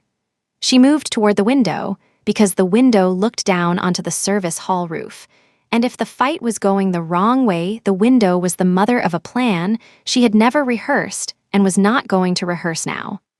In the study, Ari opened her eyes. Grace was under the desk with her back against the interior panel, one hand on Ari's shoulder blade, the other flat on the floorboards. Ari sat up. She was very quiet. She had been dreaming of a river with a mad face in it, and now the river was in the walls of the house, moving. "Papai," she said. "SHH. Where is Papai?" "Papai is in the room. Papai is by the door. Papai told you to stay under." "Papai told me," Ari agreed, and then, in the small, logical voice of a child who has decided something, "Papai told me to stay under with the bear." She reached for the bear. The bear was there. She lifted it against her chest. "I am under with the bear," she said. "Good girl." "Mammy." Grace's hand tightened on the child's shoulder. "Mammy is safe. Mammy is upstairs. Mammy asked me to sit with you." Ari thought about this. Grace could feel the thinking through the small ribs. The second door of the service hall opened on the mezzanine level. 2 of Callahan's men went up. One of them made it to the top step. The other lost his footing on the 9th. Han was there with a suppressed pistol that made a sound like a book closing twice, and then went back to being nothing at all in his gloved hand. The first shot heard through the study wall was not Han's. It was Vincent Callahan's, in the ground floor corridor, into the shoulder of a guard who had come around the corner without checking the mirror mounted at head height above the sconce. The guard fell. Callahan stepped over him and kept moving. He was walking toward the study now because empty had been the wrong word on the throat mic, and empty in a house like this meant one place, and Vincent Callahan had been paid enough to read a floor plan by inference. Under the desk, Ari heard the shot. She heard it the way a 5-year-old hears something new, not as a sound, as a shape. It made a shape in the room outside the study, and the shape was the shape of her father not answering her when she had said his name. "Mammy," she said, louder. "SHH, sweet girl, SHH, we stay under. Mammy is not here. Mammy is upstairs. Mammy is not answering." Grace held her tighter, and Ari did the thing a 5-year-old does when she has decided the person holding her is furniture. She slipped. Ari slipped out from under Grace's arm the way water slips out from under a hand, and she took the bear with her, and she was out from under the desk before Grace's mouth had finished forming the word no. The study door stood unlocked. Ari opened it with 2 hands, the way she had been taught to open doors heavier than her. The marble corridor outside the study was empty for the first 4 paces. Then it was not. Down the hall, at the far end, where the corridor bent toward the east wing, a man in black stood with his back to her, a rifle in his hands, a shamrock she could not see. He had not heard the door. The hinges had been oiled too. Ari held the scream behind her teeth. She had been told to hold it there. She had been told that a scream was what the man wanted. She turned the other way. She turned toward her father's study, but she was already in the corridor now, and the study door was behind her, and the study door was closing on Grace's outstretched hand because Grace, on all 4s, had lunged for her ankle and missed by 3 inches. Ari ran. She ran barefoot down the marble with the bear against her chest and her space buns bouncing, and she ran away from her mother's wing, and she ran toward the sound she recognized, which was the small, dry click of her papai standing up somewhere she could not see. Upstairs, Zuri had her palm flat on the master suite door. She heard the small, fast slap of 5-year-old feet on marble. It was not coming from the east wing. It rose from below her in the south corridor, moving toward the study. Her mouth opened. Sio's instruction from the morning came back into her body like a hand on the back of her neck. Hold the name Marchetti inside your throat. Push out the name Ari. She shouted it. Ari. The name traveled down through the floor and along the marble, and it reached the child in mid-stride, and Ari heard it and kept running, because her mother's voice from behind a door was the safest thing in the house, and safe was the wrong direction tonight. Vincent Callahan heard it too. He stood 3 doors from the study when the child's name came out of the ceiling. He stopped. He turned. He saw, at the corner of the corridor, a small figure in a nightgown with a bear against its chest, running away from him. He lifted the rifle. The study door on the other end of the corridor opened. Sio Tihayan stepped through it with the colder unbuckled, and the pistol in his right hand and the certificate a small hard square over the koi, and he saw his daughter running toward him and behind her, 40 feet back, a man in black raising a barrel. The 2 men fired at the same second. Callahan's shot went high because he had adjusted for a running adult and he had a running child. It took the plaster over Sio's left shoulder, 6 inches from the koi, in exactly the place the 2-year-old scar under his shirt lived. Sio's shot went nowhere because at the moment his finger began to press, Ari reached him. She reached him at a full run and she kept her speed all the way in, and her small body hit his left leg the way a wave hits a piling, and she wrapped both arms around his thigh above the knee, and the bear was crushed between her cheek and the black wool of his trousers, and she said into the fabric, "Papai." The gun in his hand went down. It stayed in his fist.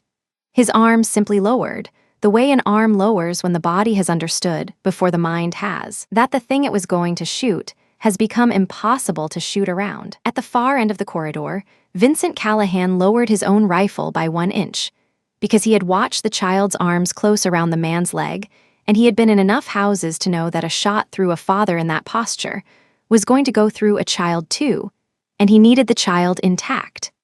He took 1 step forward. Han Du-yoon stepped out of the doorway behind him and put the muzzle of the suppressed pistol against the base of Vincent Callahan's skull, exactly where the balaclava was rolled up, and he held his finger flat along the frame because Sio had yet to give him the word, and Han was a man who waited for words.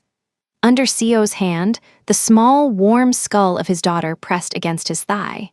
Her ribs moved fast under his palm. The bear breathed with her. "Papai," Ari said again, into the wool. "The bad shape is here." Sio Hyun looked down at the top of her head, at the two loosening buns and the pale part between them, and he understood, with the clarity of a man who has finally been asked a question in a language he has spoken all his life, that the gun in his hand had gone down for the first time in 27 years, and it had gone down because a 5-year-old had reached his leg before a bullet had reached her back, and that this, whatever came next in the corridor, was the shape of a life he had refused to name. Behind him, in the study doorway, Grace was on her knees with both hands over her mouth. Above him, through the ceiling, Zuri was sliding down the master suite door with her fingernails scoring the paint. 40 feet down the marble, Vincent Callahan felt cold metal against his skull and made the small internal calculation of a man who had been in this position twice before and lived once. The certificate over Sio's heart pressed against Ari's ear through 2 layers of cotton. He did not lift her yet. He did not kneel yet. He stood, with the pistol at his thigh and the child around his leg, and for the first time in the 8 months she had lived in his house, he let his left hand, the empty one, the one that had never touched her without a reason, come to rest, open, on the crown of her head. The mansion held its breath. Sio Hyun spoke one word into the hallway, and it was the smallest word he had ever used in that house. "Now!" Han pulled the trigger. The suppressed round went in at the base of Vincent Callahan's skull, exactly where the balaclava rolled up over the occipital bone, and the mercenary dropped straight down like a coat sliding off a hook. The rifle clattered onto the marble. The shamrock on the inside of his forearm slapped against the floor face up, a green joke in a dark corridor. Han stepped over the body the way a man steps over a spilled drink, already scanning for the last 2. Ari did not turn to look at the sound. She kept her face pressed into the black fabric above Sio's knee, both small arms locked around his thigh, the bear crushed sideways between her chest and his leg. Her breathing had changed. Faster. The wet catch at the top of each inhale that Grace knew from 3 months of asthma winters. Sio felt it through the trousers. He crouched, not all the way. One knee bent, the other braced, the pistol still in his right hand but pointed now at the floor, muzzle to marble. His left hand, the empty one, the one that had spent 8 months learning not to touch her, slid down the back of her head to the nape of her neck and stayed there, warm and open, a bracket instead of a caress. "Small breaths," he said in English. "In, out, with Papai." Ari nodded against his thigh. She did not lift her face. Han's voice came low from the far end. 2 more, west stair, moving up. Sio did not answer him with words. He tilted his head toward Grace, who was still on her knees in the study doorway with both hands over her mouth. Grace understood. She rose without a sound, crossed the 6 feet between them on the balls of her feet, and reached for Ari from behind. Her hand closed around Ari's shoulder. Ari clenched harder. "Arya," Sio said, very soft. His voice on her Korean nickname sounded like a hand under a bird. "Go with Miss Grace. Just to the desk. I will be there in 1 minute." "You said 1 minute before," Ari said into his leg. "You said it, and then the loud shape came." Sio closed his eyes for exactly the length of one breath. "This time," he said, 1 minute is 1 minute. Papai does not lie about time." She let go. Grace lifted her, 60 pounds of shaking child and a bear that had lost one ear to the marble, and carried her through the study door. The door did not close all the way. Sio watched the strip of light on the floor narrow to 2 inches and stop. Grace knew better than to trust a closed door tonight. He stood. The room turned around him. "Han," he said in Korean. "The west stair. Go." Han was already moving. Sio followed 3 steps behind, the pistol coming up smooth from his thigh into the 2-hand grip he had not used in 26 months. The old shoulder holster pulled at the healed hole in his shoulder the way it always had, familiar as a bad tooth. He crossed the corridor at a fast walk. The mansion had gone silent again, not the silence of before, when the house was pretending nothing was happening, but the silence of after, when everything already had.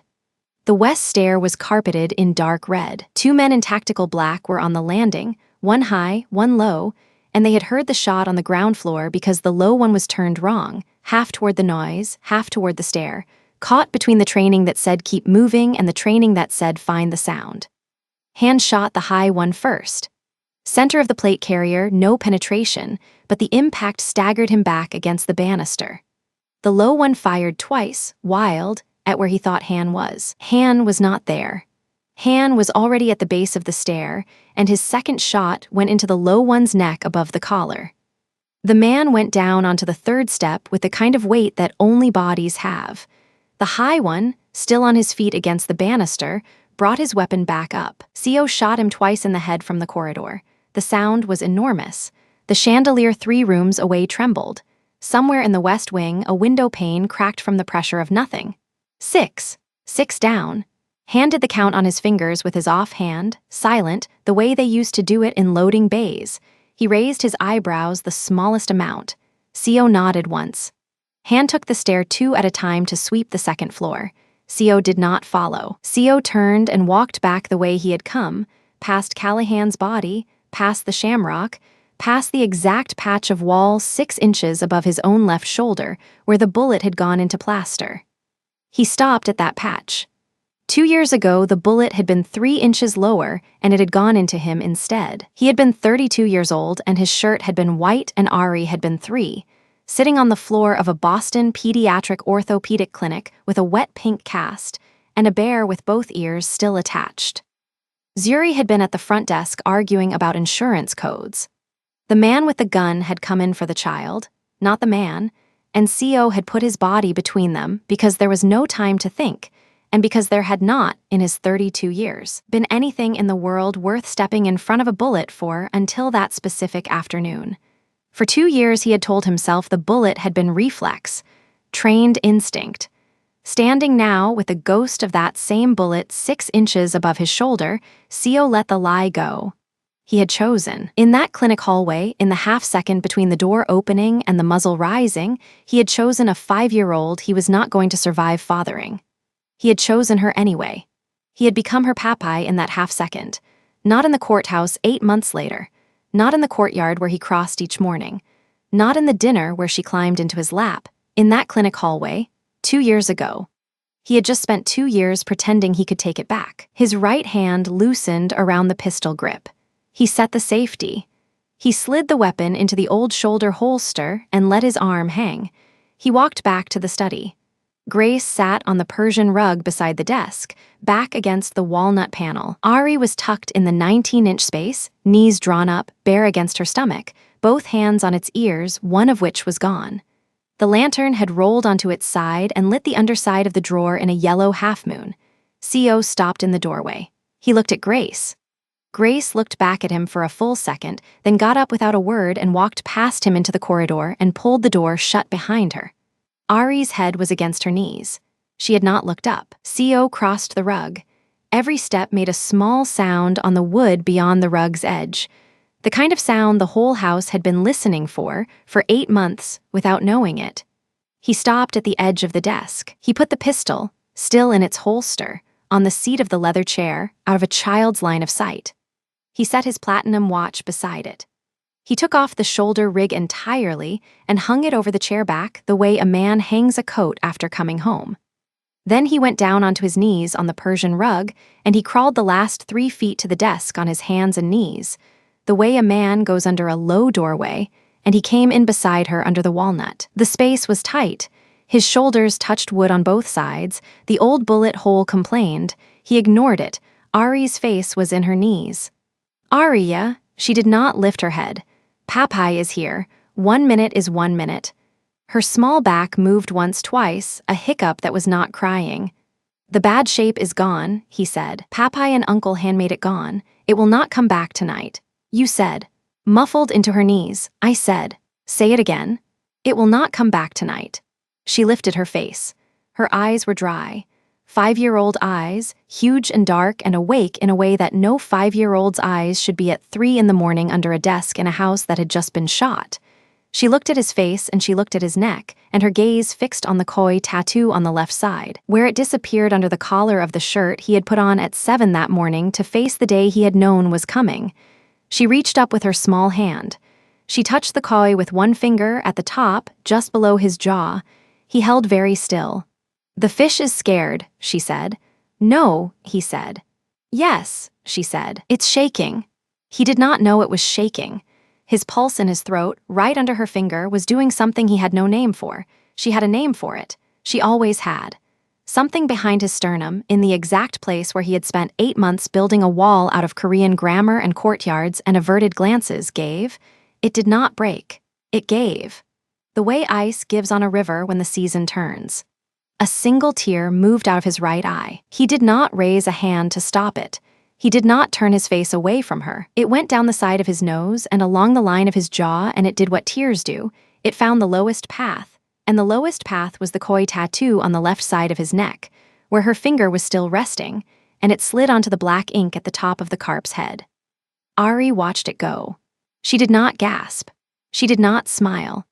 Her face did the small, serious thing that 5-year-old faces do when they are being handed something they have understood is important. She put both of her hands, then, on either side of his face.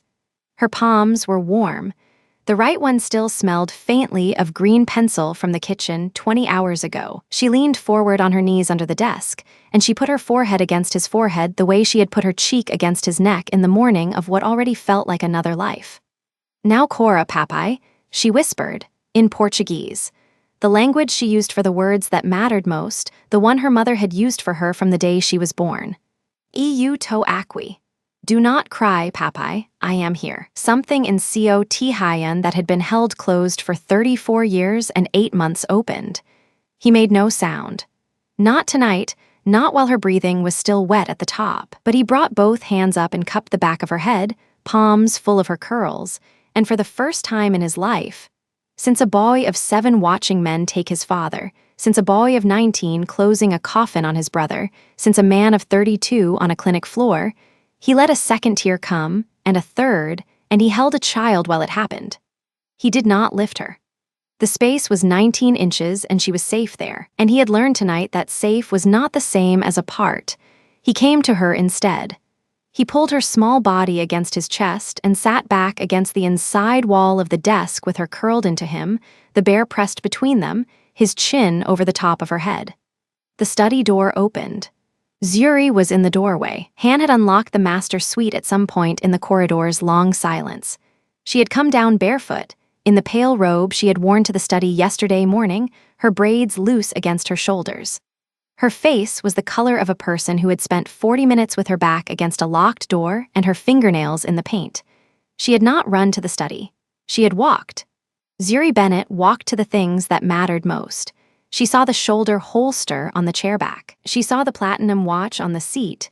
She saw the koi tattoo, wet, above a black collar. She saw the 2 heads under the desk, forehead to forehead, and the small brown hand tangled into the black hair at the back of his skull. She did not speak. She crossed the Persian rug slowly. She stopped a foot short of the desk. She looked down at them. Then she gathered the pale robe under her knees, and she went down onto her knees on the rug beside the desk, and she folded her hands in her lap, and she waited. She did not reach in. She did not say her daughter's name. She did not say his. She had spent 8 months knowing the shape of this exact moment without knowing it, and now that it was here, she understood that her job was to hold the room while the 2 of them found each other under the desk of a man who had sworn he never would. Co felt her before he saw her. He opened his eyes over Ari's head. His mouth moved once without sound, around a word that Zuri could not read. She nodded anyway. He closed his eyes again. He kept his face in Ari's hair. Outside the study, Han's voice said one word in the far distance. In the kitchen, Marisol was already washing a knife under running water. In the second-floor linen closet, Jaiwoo held the landline receiver in her lap and did not lift it. She had heard the 2 shots and the silence after, and she understood the silence was a signal. Somewhere in the mansion, a grandfather clock struck 3. Co lifted his head from Ari's a half-inch, enough to look at her face. Her eyes were closed. Her cheek was on his collarbone. Her breathing at the top of each inhale had lost the wet catch. The bear was warm between them. "You are heavy," he said in English, very softly. He had never said such a small, foolish thing to another human being in his adult life. "You are heavier," Ari mumbled, without opening her eyes.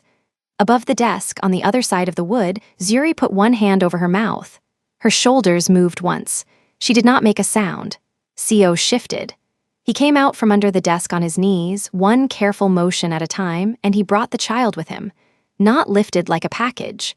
Curled against his chest, one arm under her knees, one arm under her back. The way he had watched Zuri carry her out of 100 rooms for 8 months and told himself was a thing other people did. He stood, turned, and crossed to Zuri. He went down onto his knees beside her, still holding Ari. Zuri looked at him.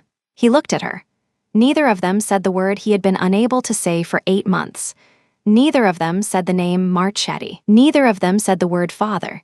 They looked at each other over the top of a small brown head and the missing ear of a bear, and they were, at last, in the same room. Zuri reached out with both hands. She did not take Ari from him. She put one hand on the child's back, over the mint green cotton, and the other on Co's forearm, the one with the faint old scars over the black sleeve. She kept both hands there. Co lowered his forehead to hers. Zuri closed her eyes. They stayed like that on the rug, on their knees, holding a sleeping 5-year-old between them, until the window behind the desk began to gray. The blackout of the Hudson Valley night had a limit. The limit was 5:40 in October, and it came whether the house was ready or not. The first strip of gray showed under the study curtain. Down in Boston, 214 miles south, in a small apartment above a shuttered Italian bakery in the North End, Reverend Elias Marchetti was already dead. He had died between 4:15 and 4:40, sitting up in a wingback chair with the black rosary in his left hand, the cold espresso beside his right, the rimless glasses folded on the arm. Callahan's last timings sat on his lap, all hands accounted for. Move at 0247. Marchetti had circled the numbers. The heart went the way old hearts go, a small, clean surprise. The parish would call it heart failure. The medical examiner would not open the chest of an excommunicated priest with no next of kin. Han would receive one word by text from a man in Boston who had once accepted a favor from the CO syndicate. Done. He would delete the message and wait 3 hours to tell CO. Kangwoo, the Wednesday gardener, would drive up the county road at 11:40 in his own car and meet a black SUV at the last turn before the gate. Jai-woo would be released from the linen closet at noon by Grace and would ask only to see the CO family go to breakfast. Han would allow it. From 20 feet away, she would watch Zuri carry a sleeping 5-year-old past, with CO half a step behind, one hand at the small of Zuri's back. Jai-woo would put her forehead against the wallpaper and understand she had been kept. But that was later. For now, in the study, on the Persian rug, the first light of morning came in gray through the curtain, and it found 3 foreheads pressed together over a bear. It found a shoulder holster hung on the back of a leather chair. It found a stripe of wet ink where a tear had dried on the top of a koi tattoo. It found no gun in Co Tae-hyun's hand. He did not open his eyes. He said, into Zuri's hair, in a voice that had lived 34 years without saying such a thing to anyone, "I'm sorry." Zuri did not ask what for, she knew. For 8 months, he said, for pretending, for the chair outside the door, for the courtyard, for every time I looked at her across a room instead of at her face. "I know," Zuri said. "I thought if they saw me love her, they would drown her first. I know. I was wrong." The words were plain, he did not decorate them. Zuri kept her forehead against his. "You were wrong," she said, not a rebuke, an echo. A thing she was letting him keep, the way you keep a stone somebody has finally handed you after years of pretending it was not in their pocket. "The bag under the bed," he said. "I know you knew. Since April. I know. I did not take it because I wanted you to know you could still go." Zuri's fingers tightened on his forearm. "And now," she said, "now the bag stays under the bed," he said, "as a scar, not a plan." Zuri opened her eyes. She looked at him. Her face did the small thing that grown faces do when a sentence they have carried for a long time is finally set down. "Yes," she said, "as a scar." Between them, Ari made the smallest sound a child makes in deep sleep, a soft syllable, half a word, half a breath. Neither of them looked down. They did not need to look. They could feel her chest rise and fall against both of theirs at the same time, a small metronome marking a new count. Outside the study, the mansion staff was beginning, quietly, to move. Marisol came out of the kitchen with a broom and swept the corridor herself. When she reached the small dark hole 6 inches above where the koi had been, she stopped. She would tell the day crew a nail had gone in wrong. By evening, the wall would be smooth again. Grace was in the linen room at the end of the east wing, folding a robe she had already folded twice. She looked up when Marisol passed. The two women exchanged a nod that carried the whole night in it. Nobody in that house, for the 11 years that would follow, ever said the word monster again in the presence of any member of the CO family. It was not a rule that was ever spoken. It did not need to be. Inside the study, COT Hyun kept his forehead against Zuri Bennett's. His left hand was open on the back of his daughter's head. His right hand held Zuri's fingers over his own forearm, over the faint old scars, above the black sleeve of a shirt with a wet stripe at the collar. He did not swear an oath. He did not say never again. He was 34 years old, and he had learned in one night that never was a word that cost too much, and that the honest word was tonight. He said in Korean into the small dark hair between them, "Tonight I am your father." Ari did not wake. She did not need to. Zuri answered for her. Zuri answered for the whole house. "Yes," Zuri said. "You are."